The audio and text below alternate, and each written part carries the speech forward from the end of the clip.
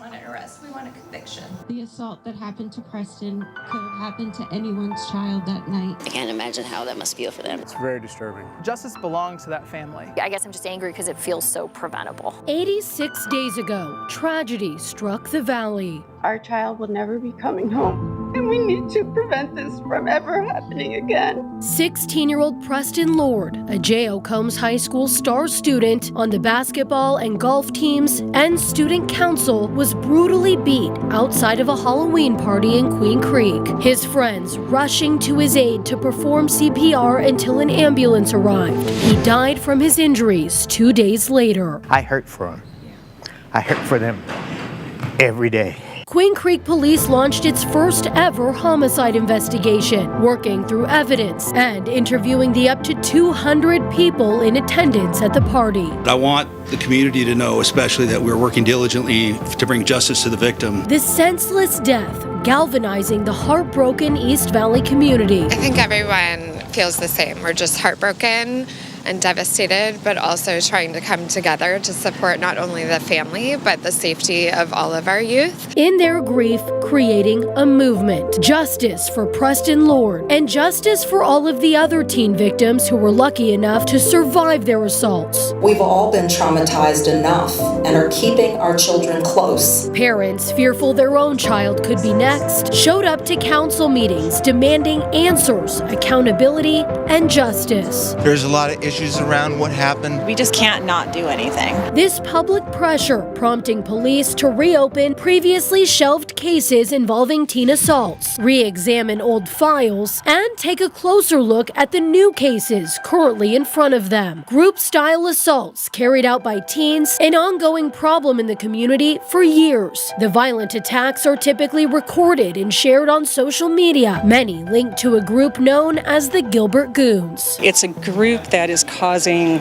chaos. In December of 2022, 2 teens in Gilbert were beaten with brass knuckles in different attacks. In May, another teen brutally beat by a group of assailants in Mesa. I think they keep doing this because there hasn't been any consequences, you know? In August, Richard Keener's 16-year-old son was ganged up on at an In-N-Out parking lot in Gilbert. In November, video showed a group of teens assaulting another victim in Santan Valley. Anytime crimes are committed like this, especially on teenagers, we're going to hold people accountable. Law enforcement agencies like Gilbert and Mesa Police and the Pinal County Sheriff's Office announcing recent arrests, both minors and adult suspects linked to some of these cases. Still, no one has been arrested in the death of Preston Lord, but in late December, Queen Creek Police submitted 7 people for charges to the Maricopa County Attorney's Office for review. To the people out there who are the perpetrators of this crime, you should take no comfort whatsoever in the time that this is taking to put the case together. Leaving the community still seeking answers and solutions. We're all in this together. The schools can't do it all, the parents can't do it all, the police can't do it all. We all have to collectively come together. Right now, 12 News presents a town hall on teen violence.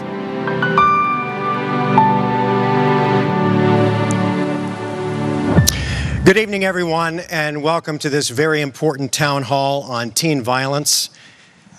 I want to thank you in the studio audience for coming out on a rainy Monday night when you didn't have to, but you're here because you care and you want to help us find solutions. I want to thank everyone at home watching on 12 News or 12news.com, because the only way we're going to fix this problem of teen violence is by doing it together. I want to thank the Chandler Gilbert Community College for stepping up and hosting tonight's event. Thank you very much to Chandler Gilbert Community College. We're here tonight because we're also not only journalists, but we're members of the community. We're parents. Our hearts bleed for Preston Lord. We have heavy hearts reporting this story. And we have been on this story since the very beginning. All of us at 12 News have a vested stake in this story. And our team of journalists, I'm so proud of them. I'd like to introduce everyone to Tram Mai, who will be taking your questions tonight in the studio audience.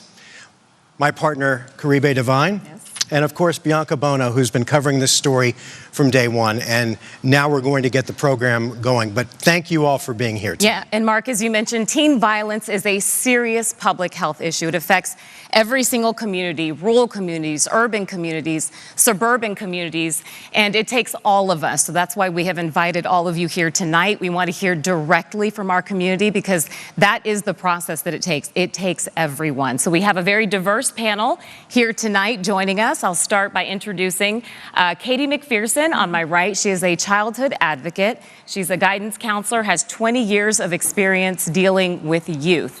We have Dr. Aaron Krasnow. He is a clinical psychologist. He is the Vice President of Counseling Services at ASU. And then directly to my right here, we have Julia Wheatley. She is the mayor of Queen Creek. And prior to that, she was a city council member since 2010. Now back here on the risers, we have Bishop Anthony Holt representing the NAACP. And then right next to Mr. Holt is Jennifer Clack. She is a representative from Silent Witness. And on my side of the stage here, to your far right, my far left, Sheriff Mark Lamb of Pinal County. Thank you. Thank you. I want to point out that Sheriff Lamb was the only member of law enforcement who agreed to be here tonight. Thank you.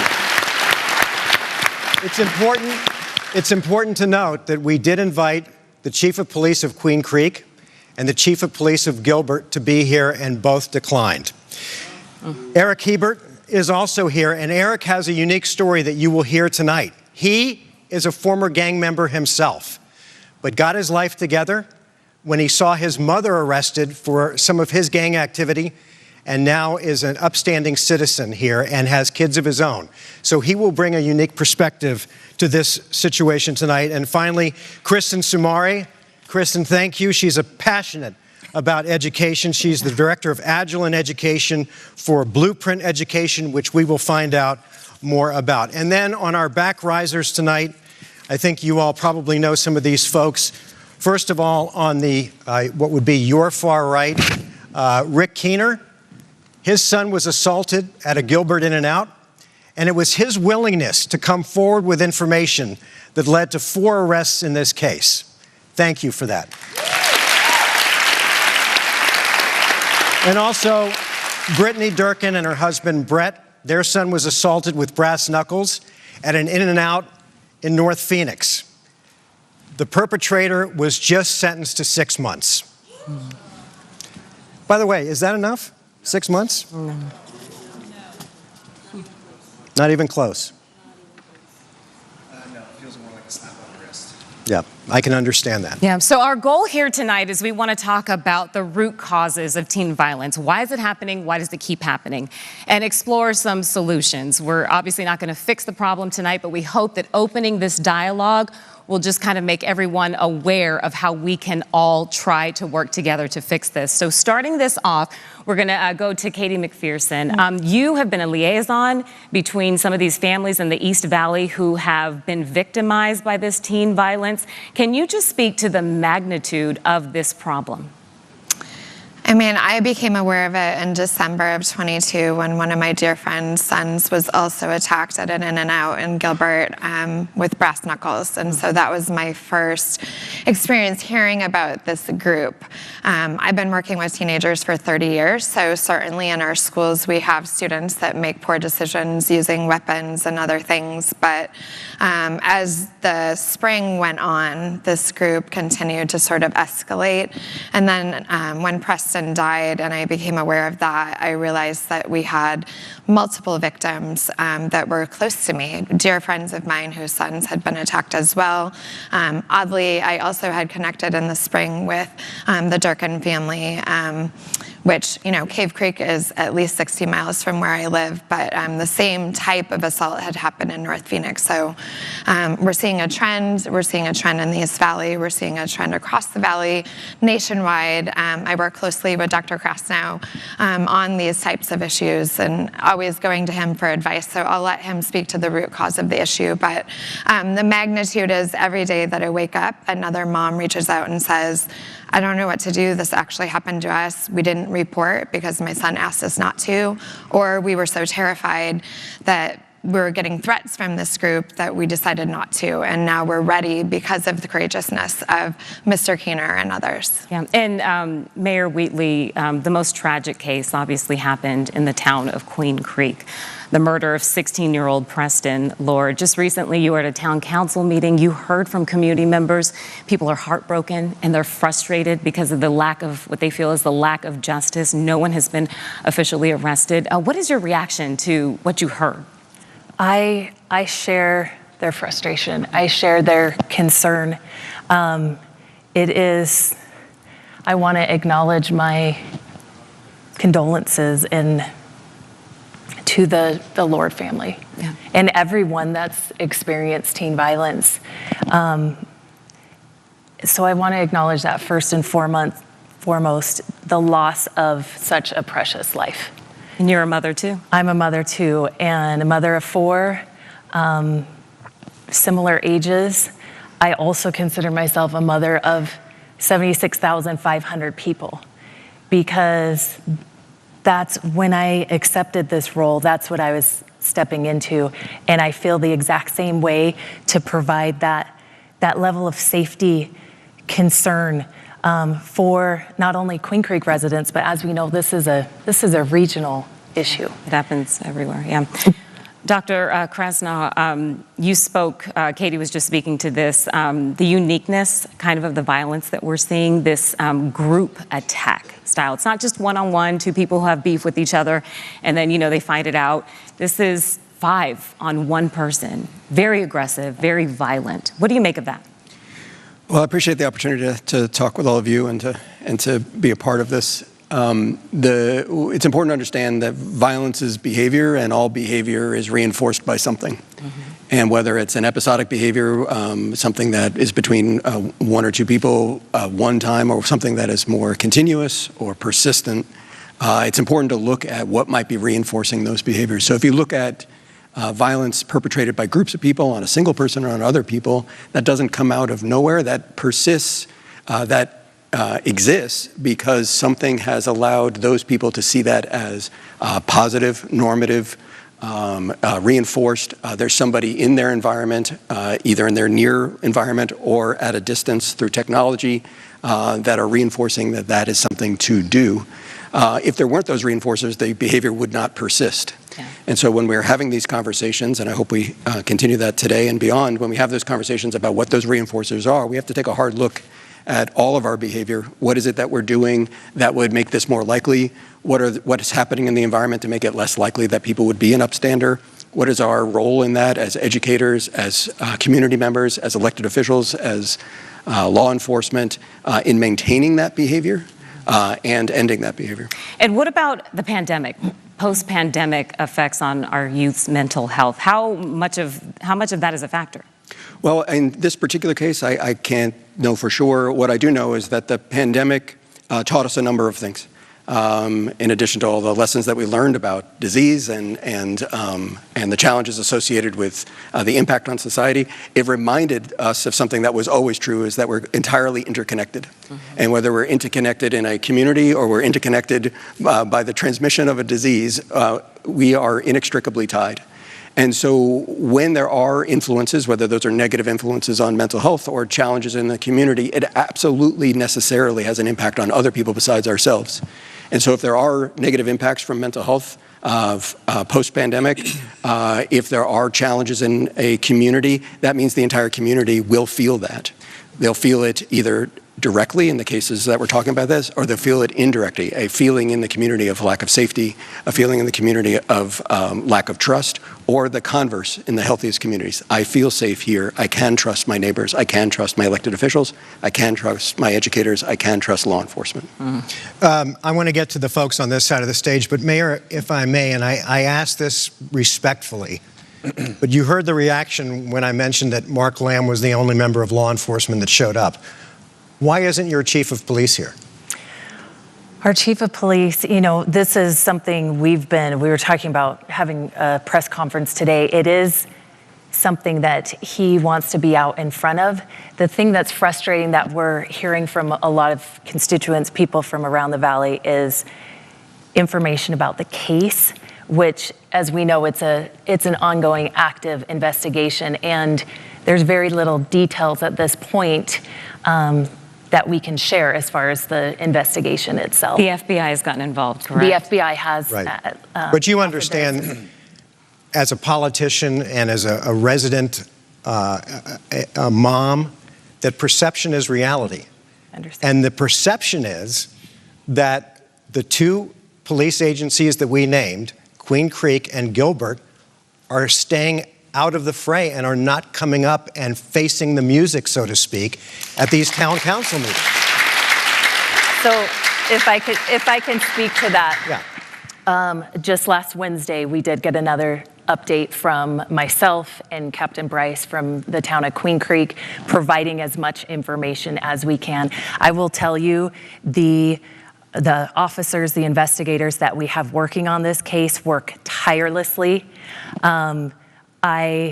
Before Christmas, they had not taken one single day off in over 2 months. Since Christmas, I think they've maybe taken one off around the holidays. It's top priority. Chief Bryce's lack of appearance tonight is not any indication to this not being the town of Queen Creek's top priority. I can tell you from the mayor's standpoint, and we're doing everything we can to work. Like I said, I don't think that man actually sleeps. Yeah. With how much he has going on with with a brand new police department. Yeah. We started just 2 years ago, and recognizing this is something that they have recognized from the beginning is, and we'll speak to teen mental health and how that has been a concern and something that they are watching and tracking. And so we're providing information as we can.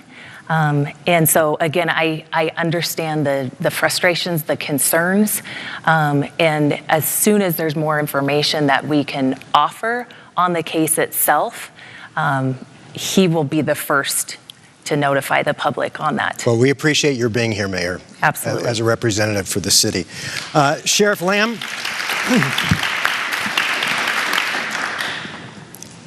what is the responsibility of law enforcement in your mind, and why are these cases so hard to close? Look, as a law enforcement guy, I think first and foremost is to protect our community. Number two, to protect constitutional rights. And I want to say my heart goes out to the Lord family and to families of any of the victims of this type of teen violence. You know, not long after that, we had an assault in our community, which you saw. We went after those guys. We also had a homicide right in that same time frame. There was a lot of worry about whether these were all intertwined. And so we take these very serious. I think that we have a responsibility, and I know that Queen Creek's working hard. We're working with Queen Creek and Gilbert. I will tell you, these are extensive cases. Even the one we worked with, only a handful of people. There's a lot of search warrants that need to be pulled. There's a lot of interviews that need to be done. There's a lot of lineups that need to be done. There's a lot that goes into it. We have been putting these as top priority, any cases with youth. Mm-hmm. And, you know, I'm one of those strong believers that you can interact very openly with your community. And I found that when I interact openly with my community, they take that and they accept it, good or bad. I've had to deliver a lot of hard messages that didn't go very well for me. But that's something that I've really believed in. I will tell you, I know they are working hard, and it's a tough case. And there's a lot of cases. It's not like when a case happens, cases stop. Every day there's more and more and more cases that get stacked. So, but I just want to say first and foremost, I worked hard for the Lord family on anything that had to do with this group of kids that was involved in any act of violence. And you know, if it brings some type of peace to the families that are victims of this, that's what my job is. Okay. Sheriff, thank you. Kristen, as an educator, from where you sit, what is going on with our kids attacking with social media? And maybe that's the root cause of this, or at least one of them, other kids, and then posting it online. I can say this. It's going to sound cliche, but it is fundamentally true. Hurt people hurt people. Mm-hmm. And until schools start to take some responsibility in addressing these hurts, we're putting a Band-Aid over a gaping wound. You see many students, over 18 years of being a high school principal, when students would come into my office specifically for violent issues, they'd willingly hand over guns, drugs, pipes, because we started the question with, where did your day go wrong? Did you eat breakfast this morning? Talk to me about what happened. And 9 times out of 10, if I'm being frank with you, the day went wrong before they stepped foot on our campus. I absolutely believe that it is every administrator's job to make sure that safety is a top priority, but it is equally important that when a student walks through our doors, we give them respect, we make sure that they feel heard, but we absolutely make sure that they feel loved and that they belong on that campus. Eric, she said something very important. Hurt people hurt people. You were in a gang. You lived a violent life before you turned things around. Were you hurt? Absolutely. Yeah. I mean, I did not realize that I was hurt. I didn't realize what I was doing, but I mean, I've just kind of came to that recently within the past year through trauma therapy, kind of figuring out where my problem, lied. And it was, like I said, I was trying to get validation from all these other sources. I was trying to get attention from all these other sources. And I believe that's what these kids are doing as well. They just don't, I grew up with a single mom. She was an alcoholic. She tried her best, but she wasn't, I was pretty much free to run the streets. So I went to juvenile for the first time when I was 11 years old. I've done probably over 22 years locked up, 18 years in a row as an adult. And these kids must be very hurt. They must be very hurt. They're looking for something from their parents, something from the community, something, it's not normal to do these things. Right. Can I just, we started, when I came as sheriff, we started seeing a lot of these issues with kids, and so we started a youth redirection program. We didn't know what we were going to do, and not without going all into the background. I finally went to the county attorney and said, let's put this group together where I get a chance to communicate with these kids before it goes to the county attorney, before it goes to the courts. And we put a class together. I was teaching the classes, goal setting and planning, digital media, social media, sexting, the danger of those things, drugs and alcohol, and we'd do a career night. And then we would do 8 hours of community service where they would go through horse therapy. And what I found is that the majority of these kids had very low self-esteem. They were coming from broken homes, some of them. They just were really struggling with finding some identity. They were hurt. And when we would embrace them and try to bring the light out of them is when you would really start to see them come through. We've had over 200 kids go through this program since I started. We've had 5 reoffend in that amount of time. Wow. That's awesome. That's great. Yeah, so that's something that I really see as a lack in the community. We need more of that, more mentorship, broken kids. Yes. That then perpetrate this violence. Yes. Well, and I think what you look for is these kids look for light. You take a Preston Lord, light.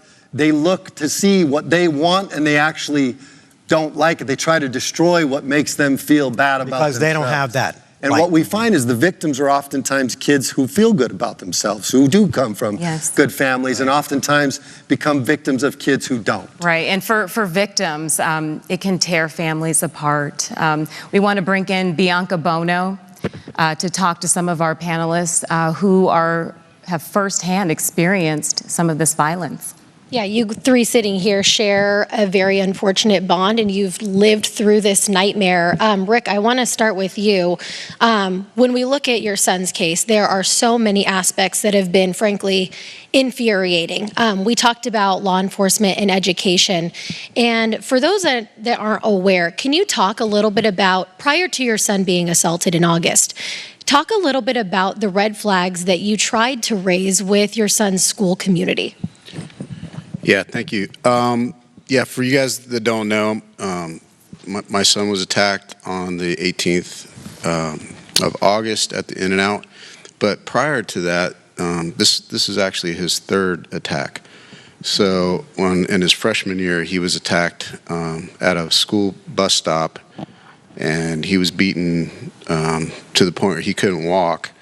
And I remember getting the phone call. I was literally just down the road, and he was able to call me and tell me he was in a lot of pain. And when I drove up to the bus stop, I saw him laying in a bunch of thorny bushes with cuts all over him from laying in there, and he couldn't literally walk. So I had to pick him up and put him into the car. The kid beat his kidney so bad that he had internal damage, and it took him over 30 days just to be able to heal and walk again.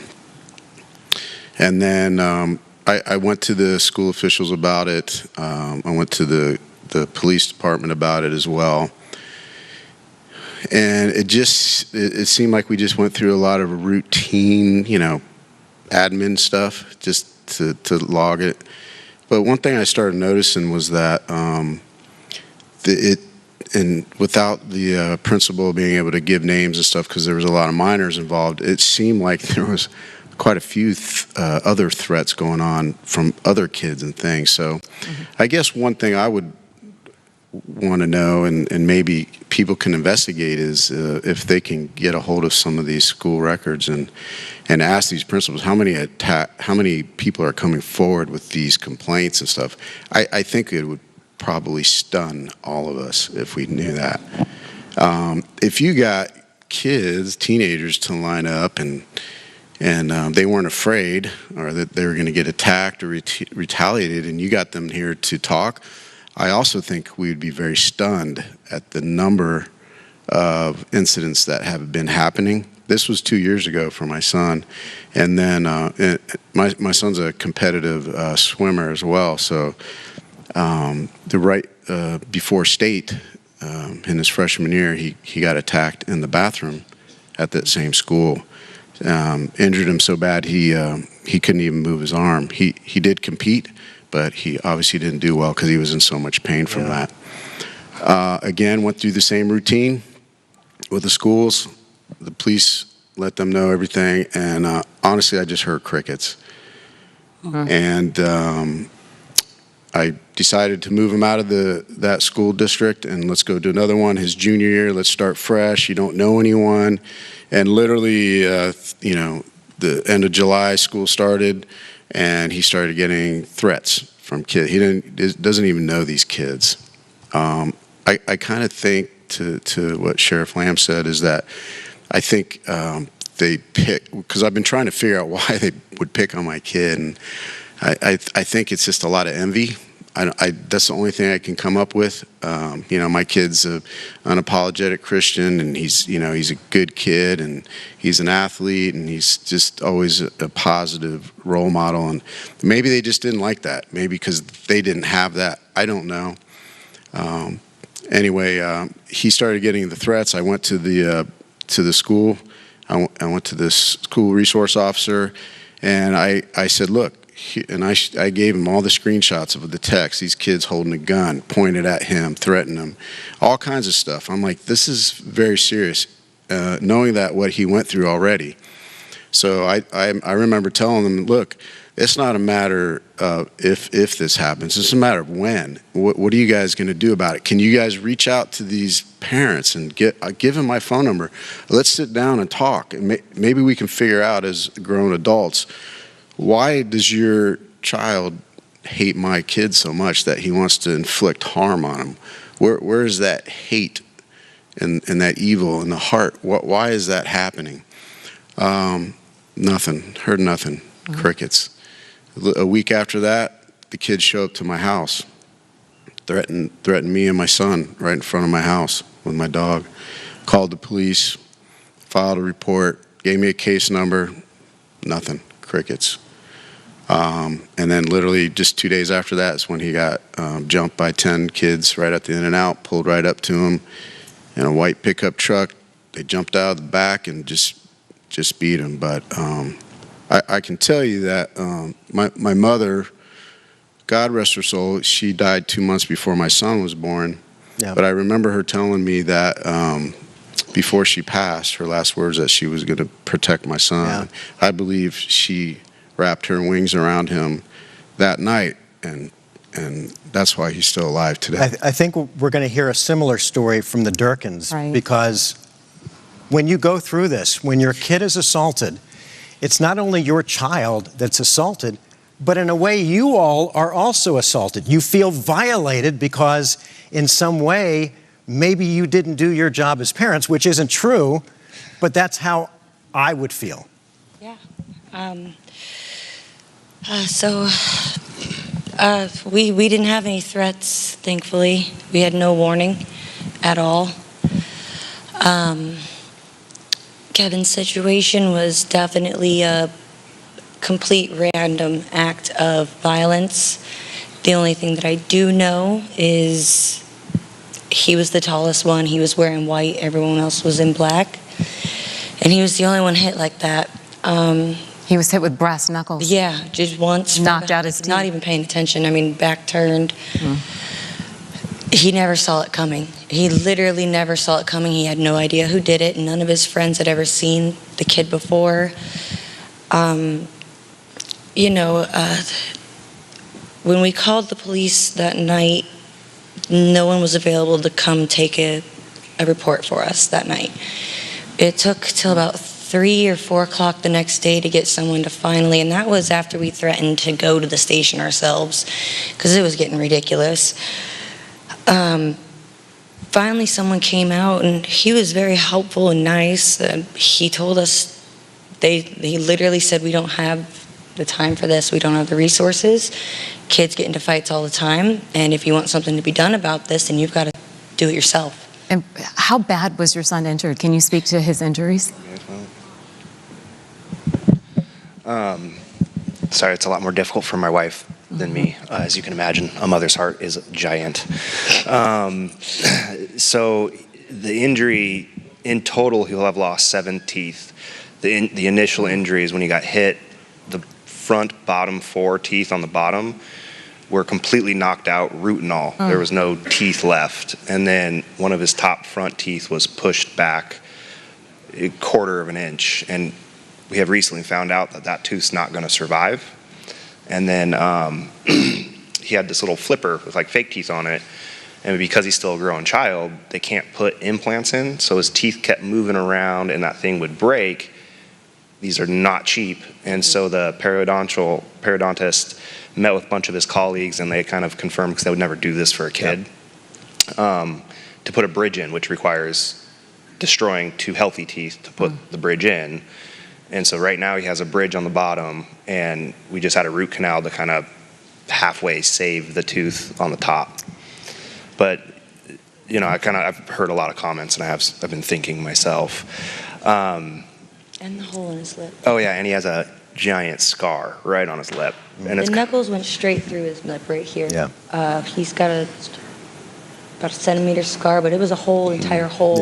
Yeah. And the fact, and we'll get into this a little bit more, the fact that brass knuckles are being used I didn't believe the kids told me that. in these attacks elevates it even more. When we were kids growing up, and most of you would probably agree, thank you both very much, by the way, you know, 2 kids would square off under the bleachers after school, or, you know, on the football field. Maybe a few kids would watch, and that would be it. Maybe they'd even shake hands afterwards.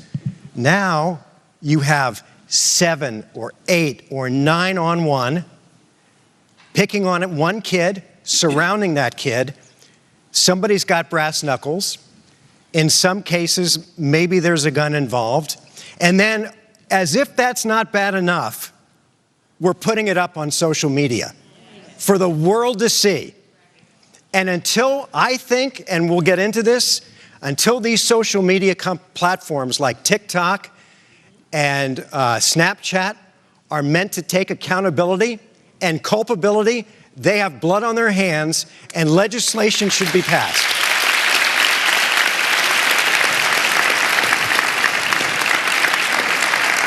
All right, now we want to go to 12 News journalist Tram Mai. She's in our audience. Tram? Yeah, we've got Ann, who runs a Facebook group called Go Gilbert, when you talk about social media. Ann, tell us what Go Gilbert is for those who are not familiar, and also what have you observed recently? So Go Gilbert is a Facebook group with about 100,000 members, and it's a good snapshot or pulse of what's going on in the community, the East Valley, and especially Gilbert. So one thing that we've noticed since everything happened, since Preston the Lord case, and as well as other teen violence, is when posts are made about Preston Lord, the community is appalled, they're sad, they're angry. It makes me cry.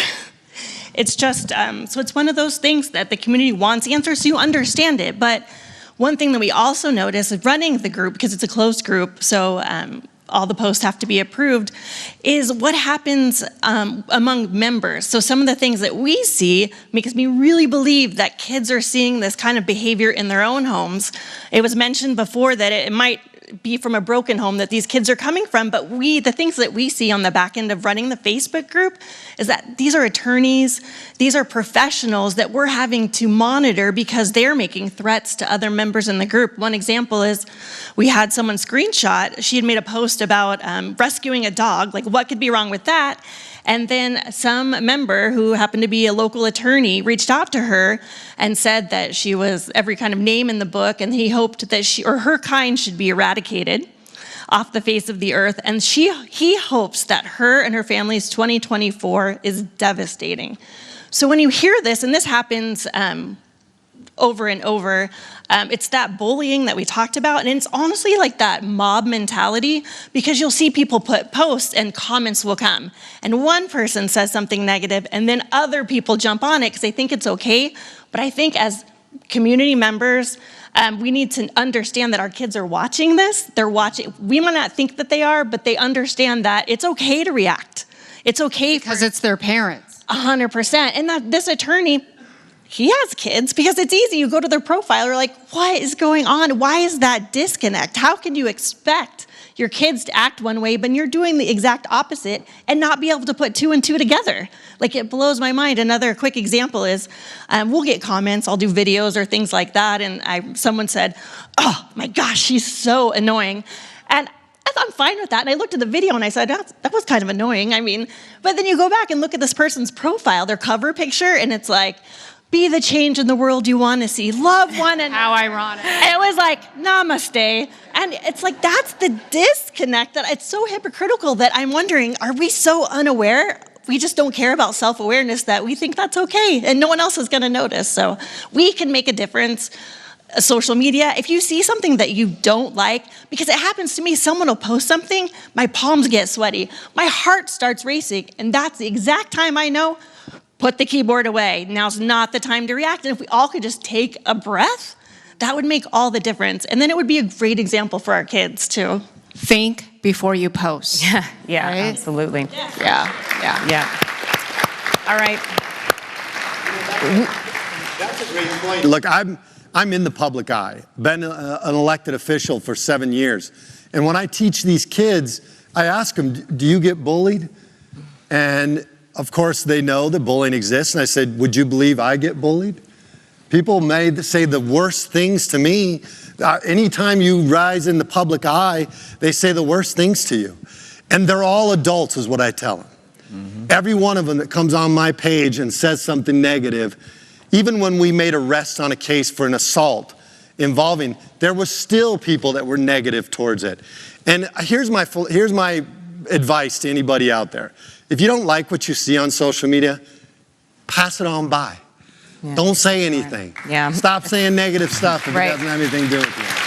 We're going to bring Bianca Bono back in. Obviously, the Preston Lord case is what brought this issue to light in the East Valley. That's why we're here tonight. But teen violence is happening all over. Bianca, we want to hear from the rest of our panel. Yeah, and we're here, of course, to talk to you, Bishop, about how widespread this issue is. Do you have a really unique perspective, particularly about what's been going on maybe in parts of the West Valley? We'd love to hear you talk about that.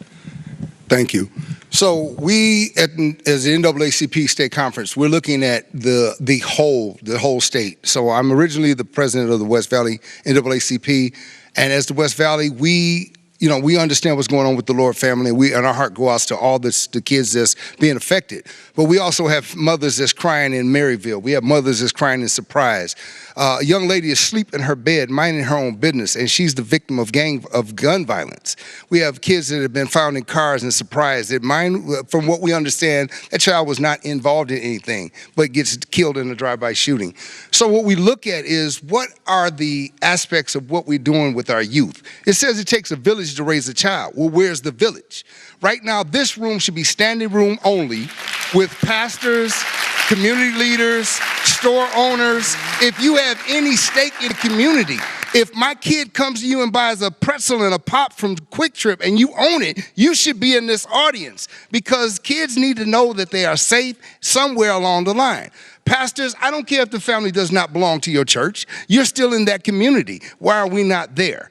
Because once again, you cannot have a child if an educator tells me that a child is not cognitively able to rationally think about what we do as adults. Then why do you on the other side consider them take care of their own business? We can't have it both ways. So when we talk about social media is one of the biggest victims. We call it the internut, because people get on the internet and nut up, grown and not grown. So when you talk about what is needing to be done, I think when you start hitting people's pockets, people start listening to you. Meta, we need to hit your pockets. TikTok, I don't care if you're in China, you got American-based companies that need to hit your pockets. There is no reason for me to look at my hometown in Detroit, Michigan, and see a gun violence happen in real time and people are glorifying it. That is unacceptable by any means. So when we look at it, the village, where is the village? Your next door neighbor is the village. Mayor, thank you for being here. My West Valley mayor should be here. It doesn't say that, well, West Valley's not happening. Yes, it is. We just had 2 teenagers get killed a couple of months ago in gun violence. In Avondale, in Goodyear, in Buckeye, in Surprise. So the same mothers and fathers that's crying to this violence in Maryville, we're responsible all the way across the board. There should be orange shirts, blue shirts, green shirts, red shirts, no shirts. I don't care how you come, just show up. Because we can't change anything if we don't be here. And when people on social media, them keyboard cowards that like to post all that crap behind the scenes, come see me. Let's talk face to face, see how this works.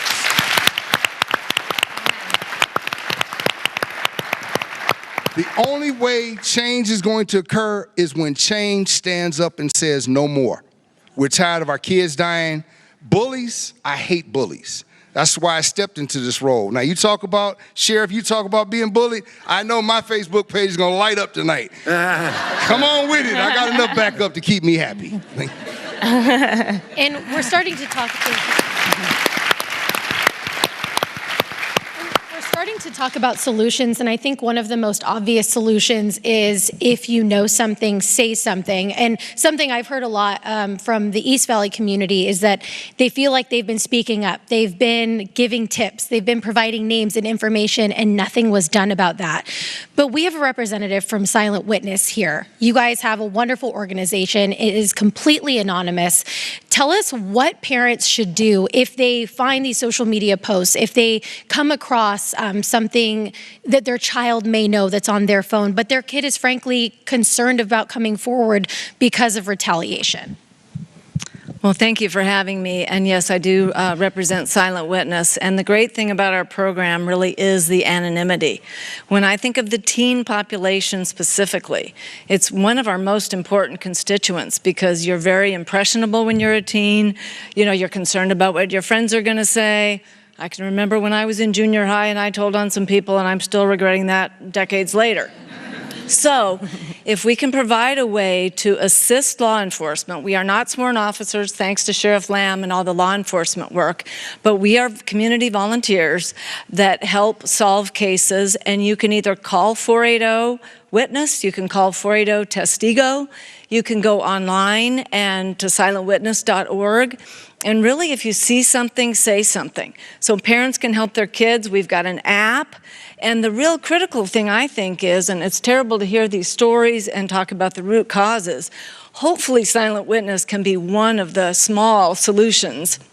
We obviously need a lot of different solutions. But the anonymity piece, you are not a name, you become a tip number. And unless you say who you are, we don't want to know who you are. We just want some accountability, and we're hoping that especially with the teen population who's afraid to speak up. If you can get the case solved, then people are going to be less likely to be reoffenders. And so I really believe in this program. I mean, when I retired from corporate America, I was like, what can I do to help the safety and security for the greatest state, which is Arizona? And so that's why we do what we do, is to make sure we solve one crime at a time. And we only do it through the media's help, which is showcasing the cases, through the community's help, which is providing the tips, and through law enforcement, who gives us the cases that they might be overworked and underpaid, and so they give us tips, and we put the flyers out, and we get the information out. But you've got to be bold enough to speak out, and even when we give the rewards, there's no names involved. So please consider us as a hopeful alternative to help with this very severe problem. All right, Jennifer, thank you so much. And if I may, we do want to remind the audience that we want to hear from you. If you have a comment, if you have a question for one of our panelists, Tram Mai is standing right there over to your left, and she'll just raise her hand and we'll get right to you. But Mayor Wheatley, I do want to ask you, what kind of policies can we expect to see change in your town? I mean, we've seen other cities implement things like curfews or, more policing at group gatherings. Are there changes being made? Absolutely. And there's a couple points I want to hit on as well. But having additional police presence is important. We have a very young population, very young families in our communities. And so we know where they like to go and hang out. And so having just that police presence. So when you drive around in our Queen Creek area, you will see a heightened presence of law enforcement to make sure that our children are safe. That is one thing I hear is, I want to know when I take my kids here, they're going to be safe. And so increasing that is important. I also wanted to touch on where I love that you talked about community, and we're only going to solve this coming together as a community. A huge aspect of the community is our youth. We need to hear from our youth. So I love everyone that's here. I want to encourage to have these conversations with our youth. I think about your comments, and sir, when I heard your story, and I got on the phone with our chief of police, and I said, I want to meet with all of our school resource officers. I want to meet with our superintendents. I want to meet with our charter school leadership. That isn't going to happen in Queen Creek, where a student steps up, they do the brave thing, and they make those tips. And if they don't have a voice, if they don't feel heard, they're not going to do that again. And so we have to ensure our youth have a voice. We have to ensure that when they bring that information forward, that it's investigated and it is top priority, and they recognize it's top priority, because we're going to learn from them. We cannot figure this out alone. We cannot figure it out without our youth, and that's so important to me. One of the things, to what your previous question, one of the things that that's been a priority for me is starting the Mayor's Youth Advisory Council. And I'm a new mayor, just 1 year in, and that's been something I have made a priority. It's something we're now expediting, and to hear from our youth. It was very humbling to have this conversation with my children. So I have a teenager down to 9 years old. And I said, this is what I'm doing Monday night. From your perspective, what can we do? My 11-year-old says, Mom, you can't tell teenagers what to do. Right? Right. You can't tell teenagers what to do. You can only show them by example. He's 11, so to the point that was made, we have to be that example. It's very humbling.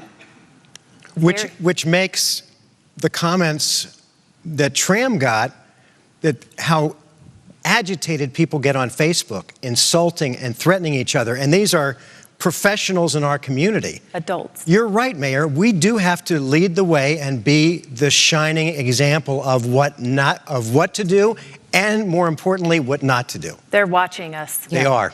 They are. Mayor? And parenting. I mean, what is the responsibility of parents in all of this? Because I'll be honest, when I saw some of the videos coming out of some of the attacks, my first thought was, where are the parents? Are they disciplining their kids? Why do they not know that they're hanging out at, 1 a.m.? What is the responsibility of parents? I mean, it's a huge responsibility, and supervising and monitoring social media will tell you everything you want to know about your child. I speak weekly, daily sometimes about the impact of social media and that there's no mystery to your kid's life. You can have Life 360, you can know that they're in and out, but if you really want to know what your kid is up to, it's all on their phone. And there are ways to open that conversation with your child and continue those open conversations so that you're not digging through things. Right. We have Teens aren't very forthcoming. You know? You feel like it's an interrogation half the time, right? You're interrogating them. So how do you get them to start opening up about these things? They're embarrassed. The conversations start at 9, 10, 11 about big topics. Bodies are changing and bullying's happen, and some stranger came into my Fortnite chat and that kind of weirded me out. What should I do? Right. If I were just to very boldly name the theme of the parents in this whole thing, and some of them are my friends and some of them are my neighbors, they were asleep at the wheel. Some of these kids are really good kids, pulling a 3.8 and on a sports team and pulling a job. But on Friday and Saturday nights, they're beating the crap out of people at various places around the valley. And all of it, I found it on their very public TikTok platforms. Katie, something that we've seen in our school that has actually led to a change is, and you just hit on it, students are watching. They are watching us, but they are really watching each other. And so when you intentionally create a space for them to talk to each other, to share their hurts, to share their failures, but most importantly, to talk about their successes, to talk about their resilience, to talk about how they got over something, and hey, this hurt, and I learned that. Very wise man this weekend, Ashley Wooldridge, said to 1,000 people in the Valley, wisdom is caught, not taught.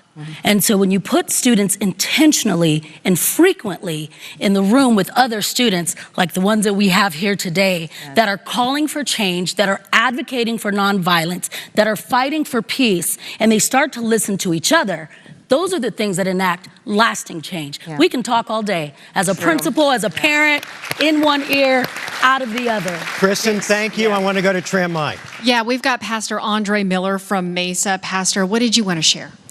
So I had a comment and then a question. The first comment that I wanted to make was, I've crisscrossed this valley. I've met with Sheriff Lamb and various other people about teen violence and just violence in general. And this is nothing new.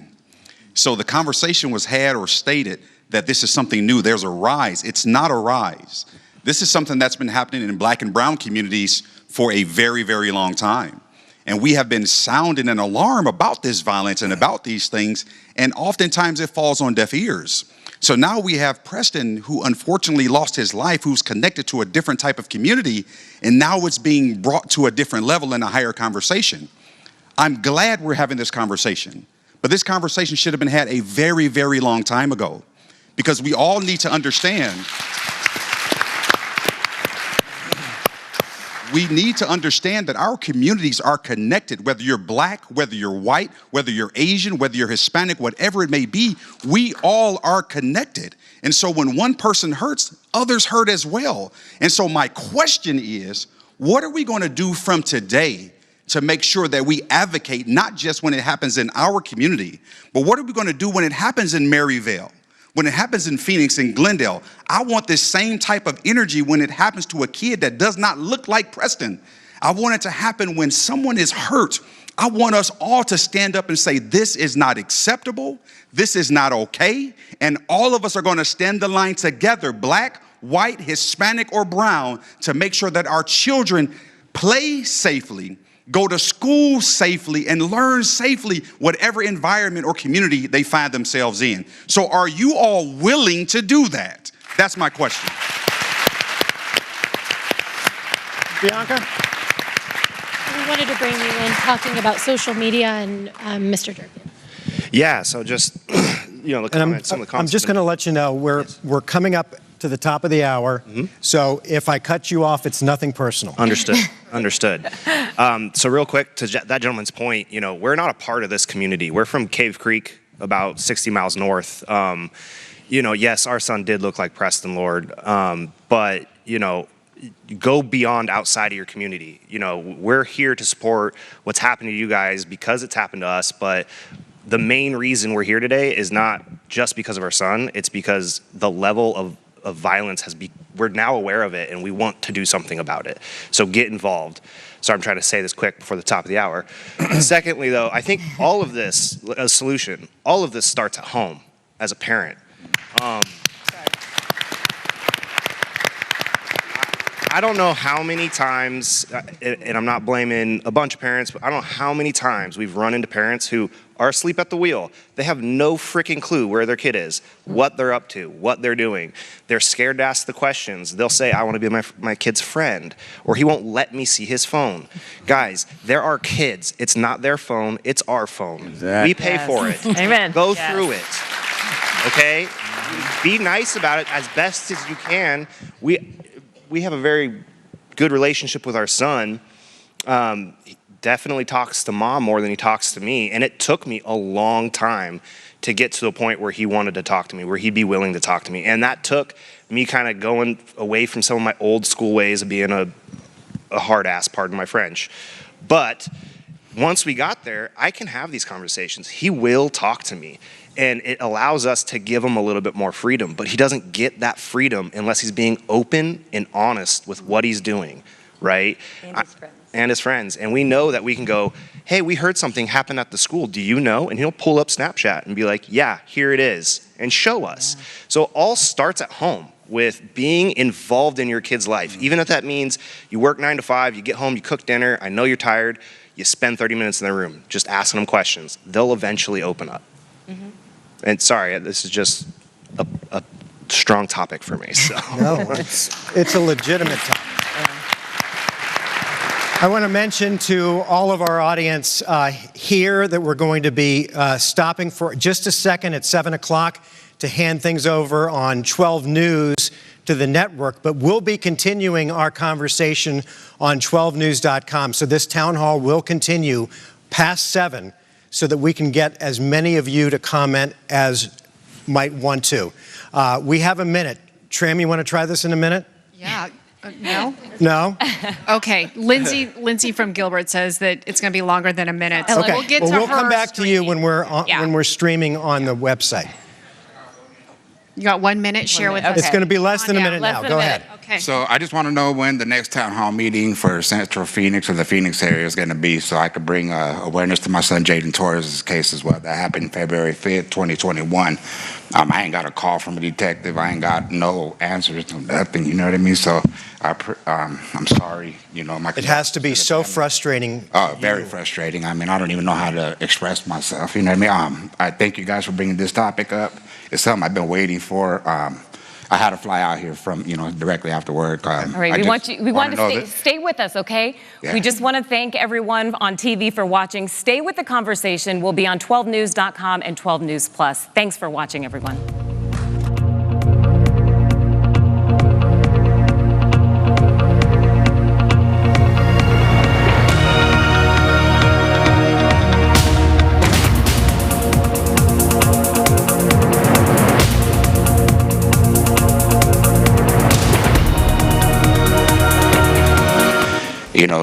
They used social media to lure him out. When he got there, somebody took advantage of him being so young and by himself, and they shot him once in the head and killed my son. So sorry. I appreciate it. It's something we've been working with as well. We ain't got no answers, so to see you guys with so much support, it's amazing. You know what I mean? Yeah. I applaud you guys for doing that. It takes a village for real. I'm a local barber. I've dealt with a lot of the kids in the community for a long time. I've always tried to make my place a safe place for the community and the young kids around me, because I know what the support they need being a local gang member myself. You know what I mean? My main question is just when can we do this in the bigger community? We need to. Yeah. You know we need to, and we will. I appreciate it. If you can reach out to me, and let me say, part of that, I would love to join your guys' fight and search for justice and everybody else. I just felt I needed to come out ask that, mate. That's the only question I want to know is when we're going to do it there. Can I just say something? Yeah, no, I appreciate it, yeah. Okay. This is not a black, white, brown issue. This is an issue of teen violence. Yeah. And we need, as a television station and as a group of journalists that care, as a group of journalists that are parents, as a group of journalists that live in this community, we want to see solutions just as much as you do. You know, I assure you that we are colorblind when it comes to... you know, I'm not here for that. I grew up, you know, in a different type of politics in my life, you know what I mean? I grew up in the streets, you know what I mean, where like all the crying ain't gonna do nothing for you, you know what I'm saying? You gotta either go out and do what you gotta do or you just get, you know, done in. So I think that, you know, me working with them would be great because I could bring a different light to this situation, just like they could probably bring a different eye to my situation, you know what I mean? So we do got to work together and blend as one people so we can get this done. The way you brought it up was, you know, right on point for me. I really felt that and I appreciate that. There are too many children in the ground right now because of violence. For every one kid that gets killed, there's 100 out there that learn to pack a gun and, you know, try to protect themselves, you know what I'm saying? And that just keeps going. I mean, I got my daughter here with me, and she every day, like not every day, but very often she'll ask me, have they caught who killed, you know, Jaden? And I mean, I just like, it's the worst thing I've ever been asked in my life, you know, other than Thank you so much for sharing your story with us. Thank you for your bravery of coming forward. I appreciate you guys. Thank you, you know. We feel your pain. We feel your pain. Mark, let's start talking about solutions. Why don't you lead us off? It's a complicated issue. Obviously, there is no one answer to this. But if I were to ask you how we start to solve this problem, what would you say? This is it. I love this. I love what you guys are doing.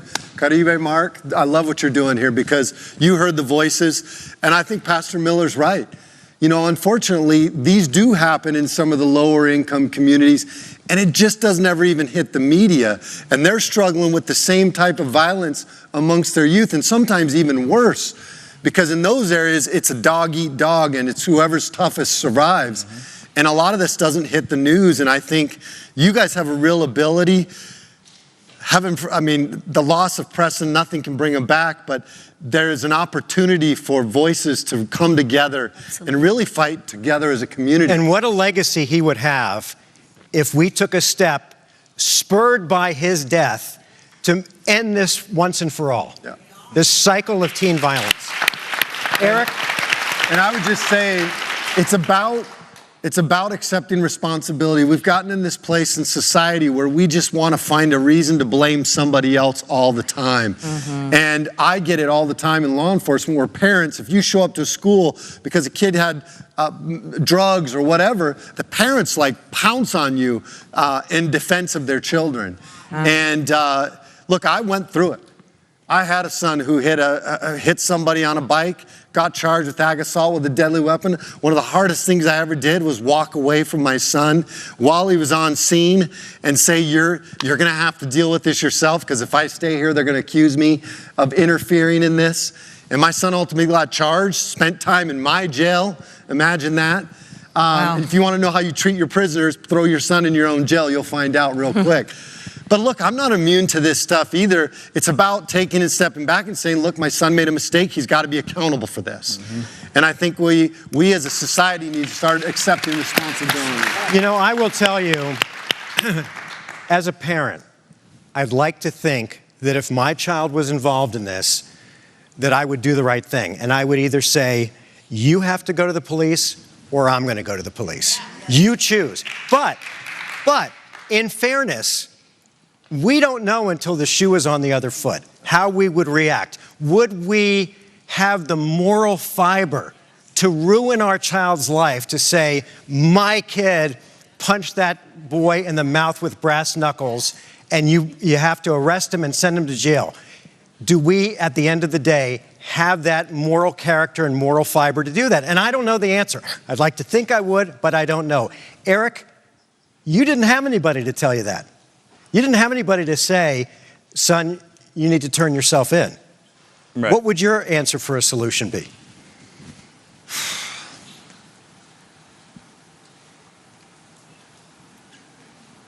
I mean, you just have to pay attention to your kids. That's the main thing. You have to be involved in their lives. Like he had said back here about, these are our kids, they're our phones, you take them away. I hear people all the time saying, oh, my son or my daughter won't let me do this. And I'm just like, I don't even understand how that's, That's how I got to the situation that I got to, because I was just allowed to do whatever I wanted. So it was constantly reinforced to do whatever I wanted. And then, that's what that's going to perpetuate. That's what that's going to perpetuate. Kristen, it is a difficult dance that we do as parents, and many of you have probably felt this. How much looking over our kid's shoulder is too much? And if we do it too much, do we drive them away from us? That's a difficult balancing act for parents. It is a difficult balancing act, and the truth is, what's going on in social media, what they're seeing on their phones, to some extent, they are also experiencing that in real life. A lot of what you see on social media, because I've been in a high school every single day, a lot of what you see in social media, unfortunately, is a mimicking of what is actually going on in real life. And so I think the best way that you help your student is to be proactive. Don't try to close it and act like it's not going to happen. Don't try to pretend like you can seriously keep them away from social media, because you cannot keep them away from what's really happening in their school hallways and on their walk home. What you do is we talk about it. We become open about it. We bring in the community, but it goes back to exactly what the mayor was saying. These students right here, there's no coincidence that there are more young people here in this audience today than there are adults. This is the solution. Yep. What would be awesome is if in a few weeks or whenever, if these wonderful adults with our fancy expert titles were to be sitting where they're sitting, and we're the ones taking notes, and they are on this expert panel. And our questions are, what do you need us to do? Where do you need us to stand? How can we support you? Where do you need a voice? If you own a platform, if you have a platform that allows you to speak to the public, if you have a website, a blog that allows you to get in front of the public, pull these students right here. When we make them the voice, when we give them the attention, that is lasting change. We, us adults, they will listen to us, but they will catch wisdom from the students sitting in the and help them belong to something better and more wholesome than a gang, because every kid wants to fit in somewhere, right? Absolutely. Every kid needs to belong, and if they're not getting it at home. Yeah, that's why people go to gangs, is for a family. That's what they do. But I mean, unfortunately, with these kids, it's a completely. I just want to say something about the violence that they're committing. I've never even seen anything like it, with people, jumping 10, 20 people on somebody. When they do go to prison, that's going to be a huge problem. They're going to find out who's really tough, and I just, it's absolutely, the more I sit here and listen to it, I mean, because I've been around violence my whole entire life, gun violence, stabbings, everything. And so I'm a little bit desensitized to it as well, but the more I sit here and listen to these parents, talk about kids getting beat with brass knuckles, 10-on-1, and it's just completely senseless. It's completely senseless. Thank you. All right, we'll head over to Katie, Aaron, and Julia. Some of your final thoughts on a best solution. I think something that we haven't talked about is fathers. A lot of these students either don't have a father, have an absent father, have a father who's incarcerated, or have a father that's really busy and not engaged in their lives. And so, as Eric pointed out, our attachment needs are, I want to be seen, heard, and loved.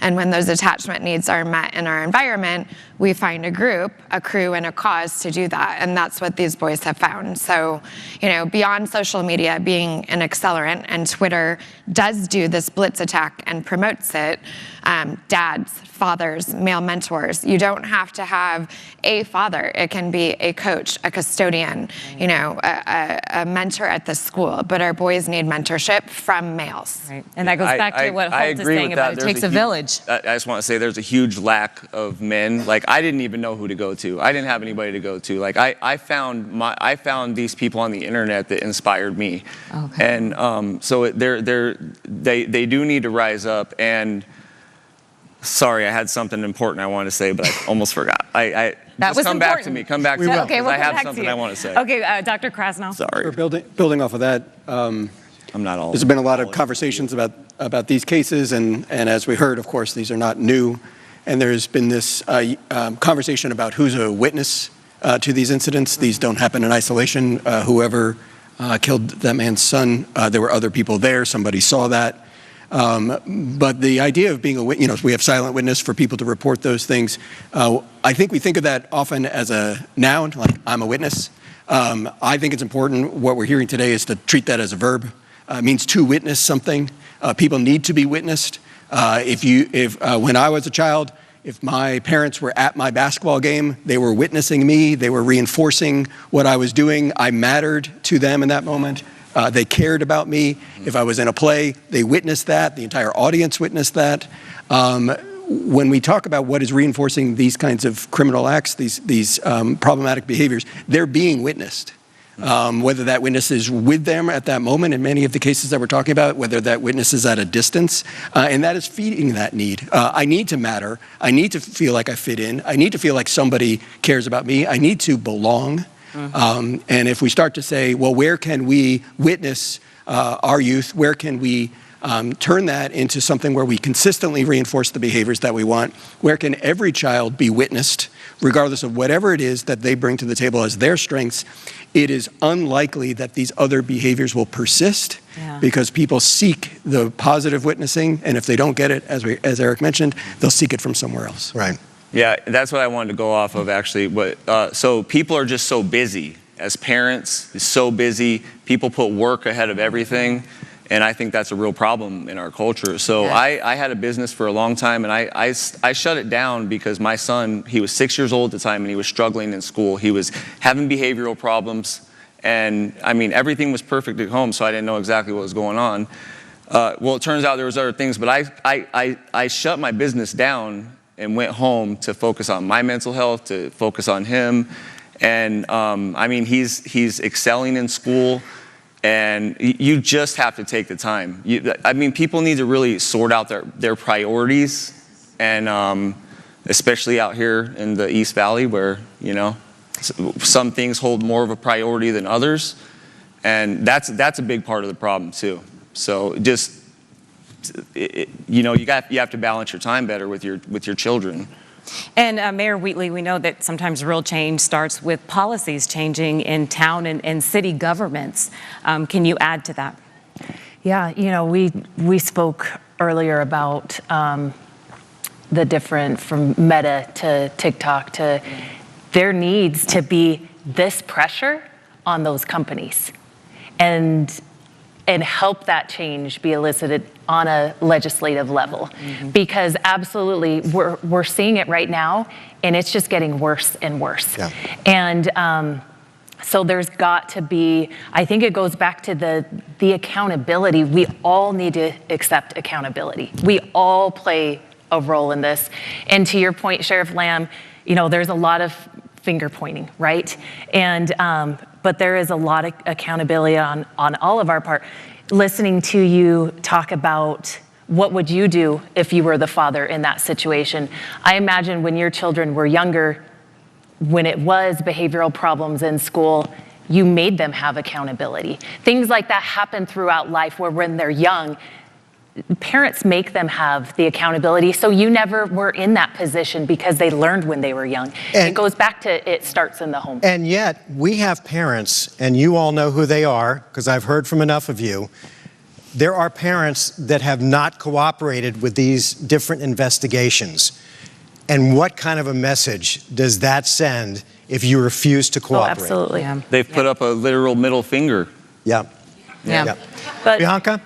And I know, Bishop, you've been eager to get in on this conversation. I know you have a lot to add when it comes to solutions. Thank you. So, two things I want to touch base on. One, we talk about what other avenues, because I've heard parent, and I appreciate that because I'm a parent. But I also know that I have parents in my congregation, we have parents in our organization. They don't have the luxury because they're struggling to feed a family. Yeah. They're struggling to keep the lights on. They're struggling, literally struggling. So they are working aimlessly tired to make sure that the family has a roof over their head and something to eat, where watching your phone probably is not one of my priorities because I don't have the time to think about it. But hold on, I'm not making excuses for that parent. But what I am saying is, as a child, I've been in the NAACP since I was 8 years old. Grew up in Detroit, Michigan, and I grew up in the middle of you-know-what, Hitsfield. We'll leave it at that because y'all know what the other two letters are. But it was a time when my pastor looked at me and said, who was at that time Benjamin Hooks, which was the national president of the NAACP and also the pastor of our church. He said, come here, let me teach you how to not let the street kill you. I got involved in the NAACP, and this is not a hook line for the NAACP, but we have an excellent youth and college organization that is looking for sound, eager, great minds to come in and say, let us show you what the next generation looks like. And we'd have no room for people that says, oh, it's not, the NAACP is dead. It's dead. What is the NAACP? We say the National Organization of Colored People. Aren't we all colored? Look in the mirror. Get mad, you turn one color. Get happy, you turn another color. We're all colored. So let's look at the conversation that says, as an organization, as a partnership, we are willing to say, here's the solution. You have kids that have energy. I used to tell people, when they get mad about CRT, hold on, back up. CRT is only taught to college students, and it's an entry law class. Let's get that straightened first. But I have parishioners in my churches right now who are from one generation out of sharecropping, who would love to sit down and teach our young folks where they came from and where they're going. And it's not just a black story or a white story. It is the story that gets us to the place we need to be. Solutions are the village. Where is the village? Because I was a child that grew up in the NAACP, grew up in a two-family home, even though it was foster care. I had great foster parents. But the street still had a hook on my ear, and I still did what I wanted to do. Granted, my mother told me the first time you get in trouble, don't call me. I tried her. I called her. She said, I'll see you when you get out. That was her exact words to me.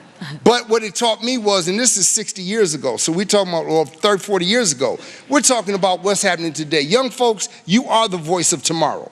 Young people, you are the focus of tomorrow. You are the foundation. There are organizations out there that need you. NAACP Youth in College, Urban League Young Professionals. We have so many groups out here that are screaming, bring our youth out and let us hear from you.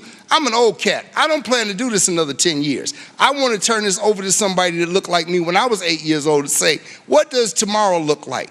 What does the youth of tomorrow look like when they become the mayor of Green Creek and the mayor of Gilbert and the mayor of Avondale? What does it look like? You can tell us what it looks like. So I agree with you when you tell me that you guys should be up here and I should be out there listening to you, because I can only move the ball. I have the power to move. But guess what? You're the energy that makes the engine work. So don't be afraid to tell the truth. Do not be afraid to stand on your morals. Do not be afraid to say, I won't die today, and neither will my friend. Or the person in the lunchroom that sits 50 feet from me that I never speak to. Because guess what? When it hits their family, it hits yours. When it hits your community, it hits mine. When it hits your grandparents, it hits mine. I don't want to have to bury another child and see the parents crying and the friend standing there who knows who did what, stand there and cry too, because there's no tears for that. I'm not advocating people to snitch, because I know what the statement is. Snitches get stitches. But guess what? You got an anonymous group with you? Use your power. Use your power. Don't be afraid, because the only thing that can stop you from being powerful is the fear that tells you the lie that you have none. Accountability for your actions. Tram, we want to send it over to you. Yeah, we've got Lindsay from Gilbert. She has a question. Okay, so it's going to be kind of long. I was really nervous to talk, but hearing everybody kind of like touched on what I wanted to say. So fortunately, my story is a lot different than the Keener family, the Durkin family, and thank God this gentleman that spoke before me, I'm glad he got to talk. Hopefully Phoenix PD will get in touch with him and get that family some justice, just along with the Lord family and all the other victims. My first encounter with teen violence was my daughter's second week of 7th grade. She goes to a local school. She came home and said, this girl's threatening to jump me and I have no idea who she is. My husband's response was, it's just talk, they're just kids, they're 13, we live in Gilbert, this isn't gonna be an issue.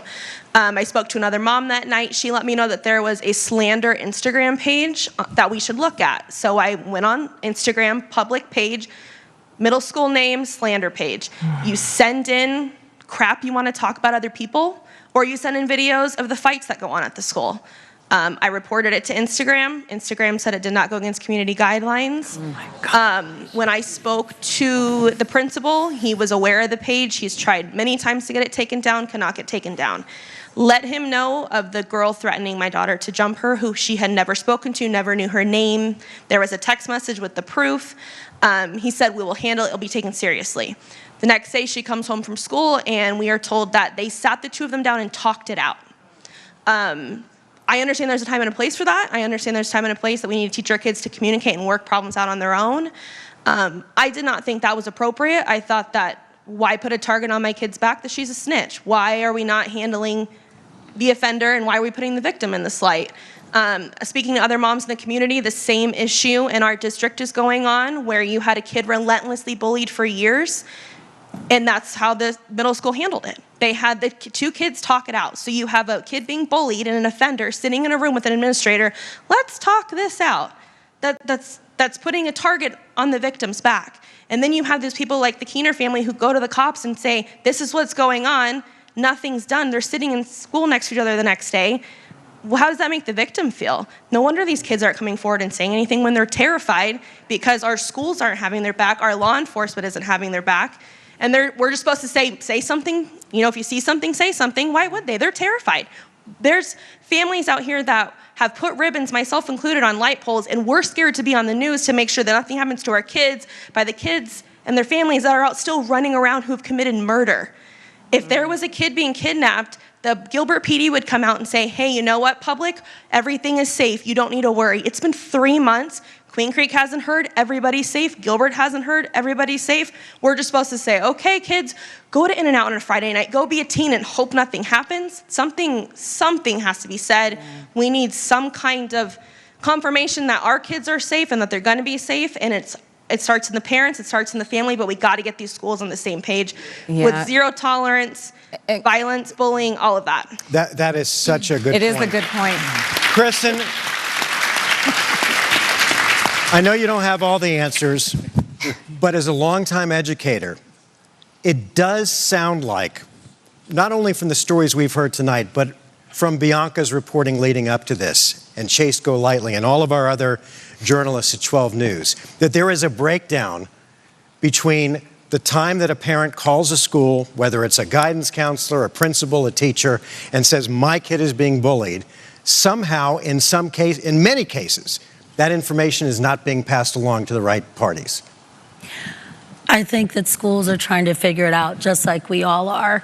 And I can tell you, as an administrator, the first time you get a call about someone being bullied, we absolutely take it seriously. But there are different pieces to that, and you do have to make sure that you're protecting every student involved. We absolutely want to go out and get the bully and catch the bad guy, but sometimes that bad guy has also been bullied and mistreated, and we can't reach the parents, and we can't get them on the phone, and we don't know where they are, and he's sleeping on the couch of his best friend's brothers who happened to, also drop them off that morning. There are other variables at play, but I think that every administrator takes that seriously because it impacts our entire campus. It must be so frustrating for parents to hear what you just said, that in some ways, your hands are tied because you can't go after the bully in every case. When you hear this, you've experienced it firsthand, because I'm sure that your kids at some point talked to a school administrator or a teacher or a guidance counselor, and I think you said it fell on deaf ears. Yeah, in fact, the fact that, we thought we were doing the right thing and going to the school and presenting it, I read in the court papers from the arrest of one of the adults in my son's case, and he specifically said the reason my son got jumped was because he reported it to the school that he was getting threatened. So here we do the right thing, and that's the reason that they claim that he jumped him. So, some good points. I have a lot of mixed emotions on the school, and there was a lot of failures, I think, that happened. I can express that, one of the suspects' mother is a principal for the school district that I went to. So how come I didn't get a call from them? So I hear what you're saying, but I think there's just a lot of, I don't want to use the word cover up, but it sure feels like it. So.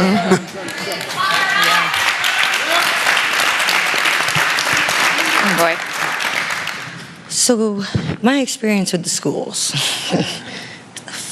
the schools, has been very mixed. This incident with Kevin where he's the victim, my high school was great. My RSO officer, great. I gave him pictures of the kids that we were worried about. It all went well. They called me, everything. They did everything. Okay, but let's reverse when my kid was a butthead.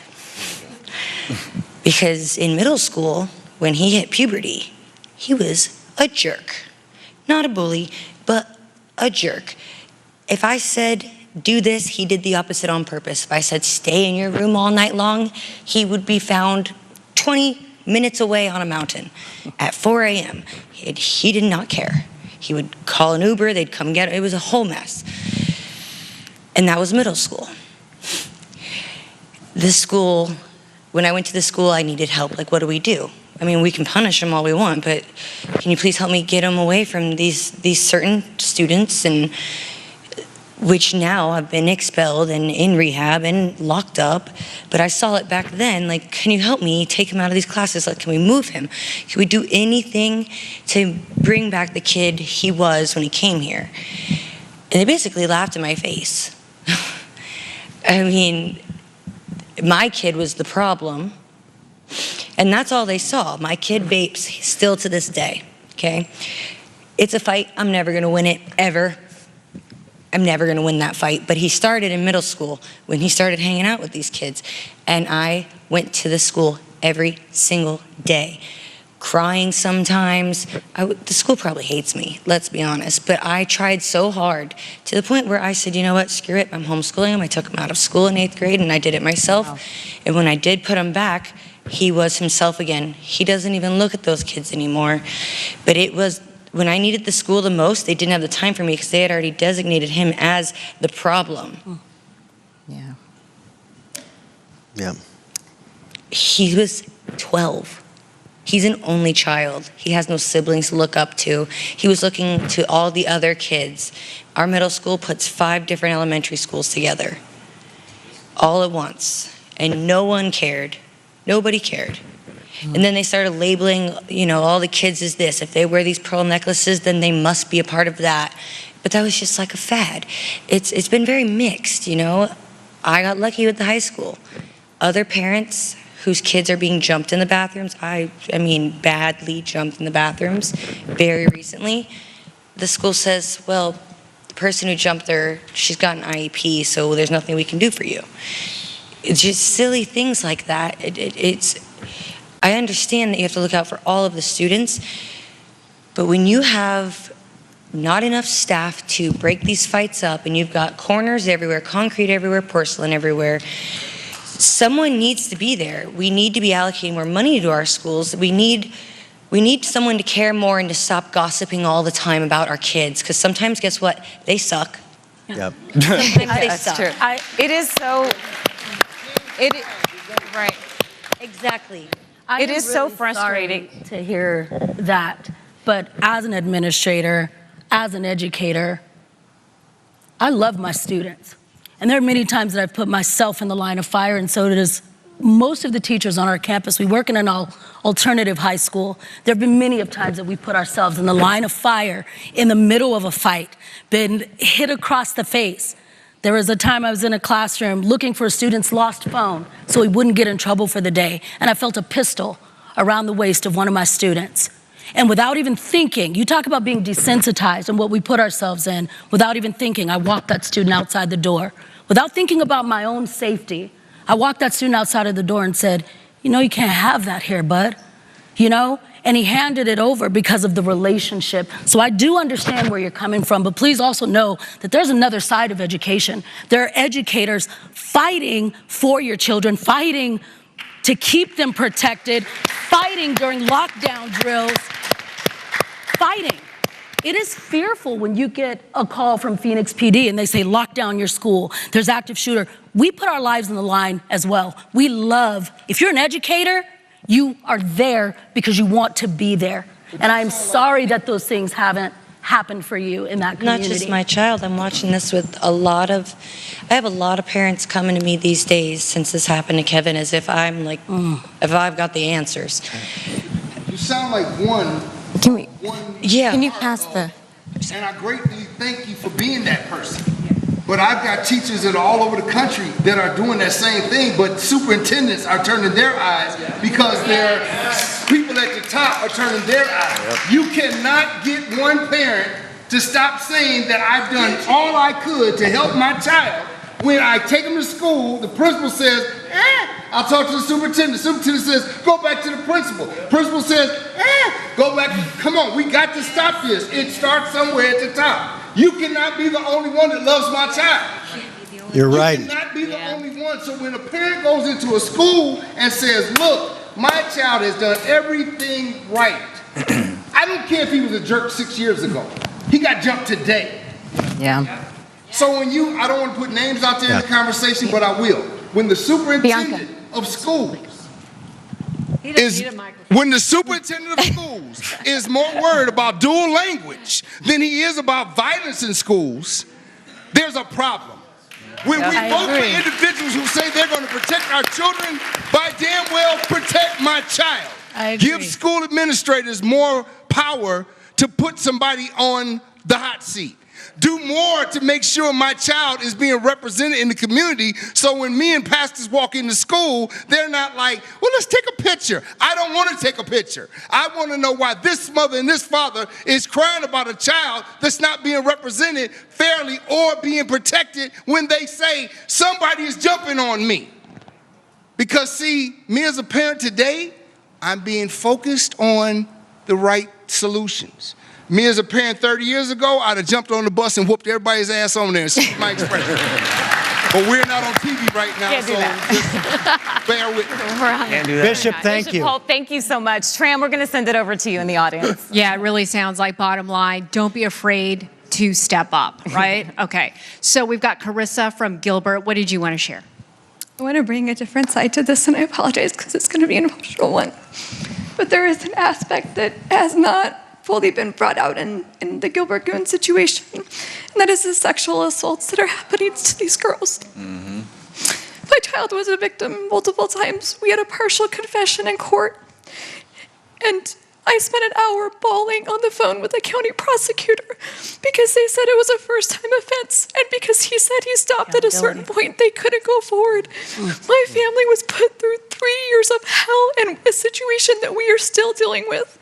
My child graduated 2 years ago, and my youngest is still feeling the effects of what happened and the fact that we came forward and tried to get prosecution.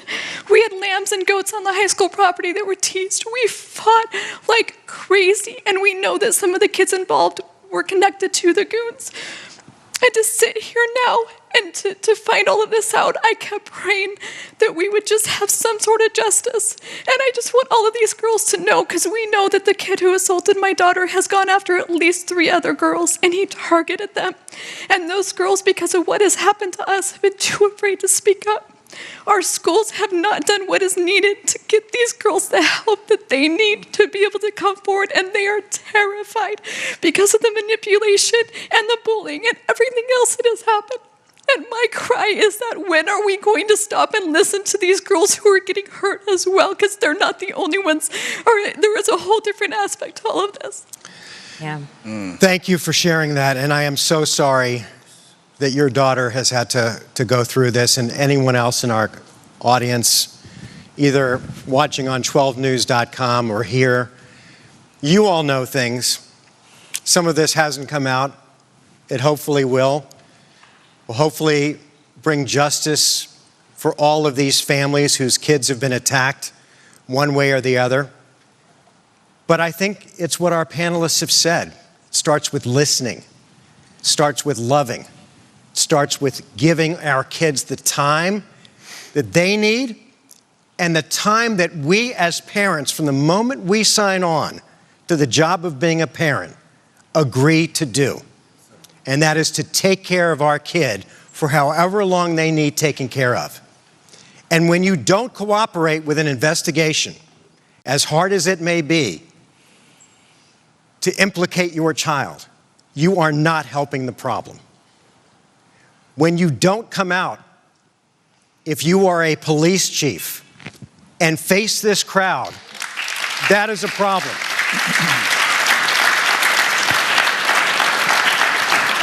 And above all, we have to teach our kids that actions have consequences. Actions have consequences. And if you do the crime, at some point, you will do the time. I want to thank everyone for being here. This has been an amazing 90 minutes. It's been an amazing 90 minutes because of our panelists and all of your suggestions and your thoughts and your input. Thank you all so much. Go ahead.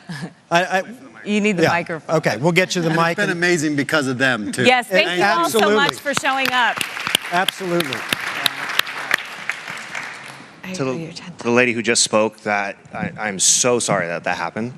I can't imagine the pain that has caused. But back to at the very beginning of all this, the person who hit our child only got 6 months. And what I want to go with this is for anyone out there who's in the process of a legal battle of something that's happened to your child.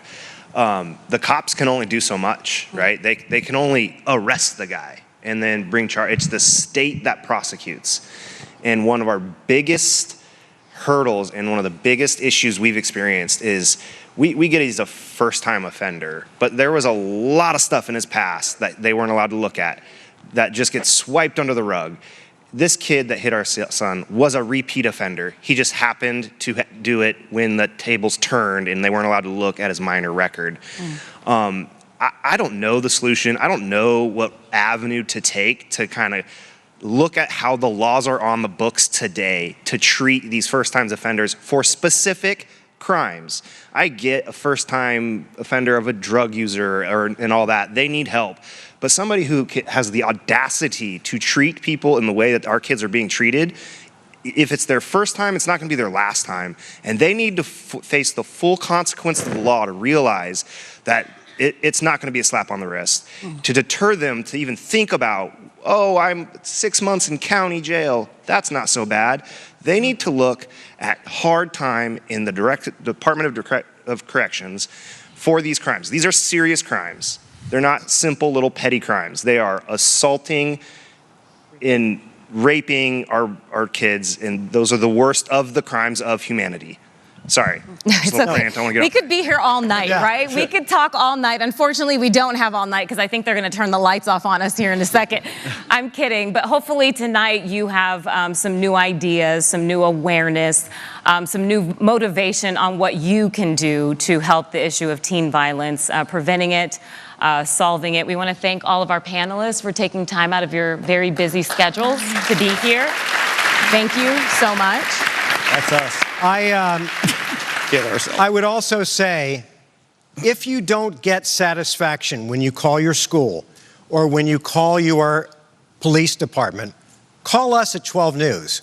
We have a team of investigators, and we will look into it for you. But don't, and unlike perhaps some of these other avenues, if you feel like you're not being listened to, I assure you that we at 12 will listen to you. So for Tram Mai, Bianca Bono, thank you all. Caribe Divine, I'm Mark Curtis. Thank you for coming out tonight. It has been informative and eye-opening, and it's the first of many town halls that we're going to have at 12 News. So thank you all.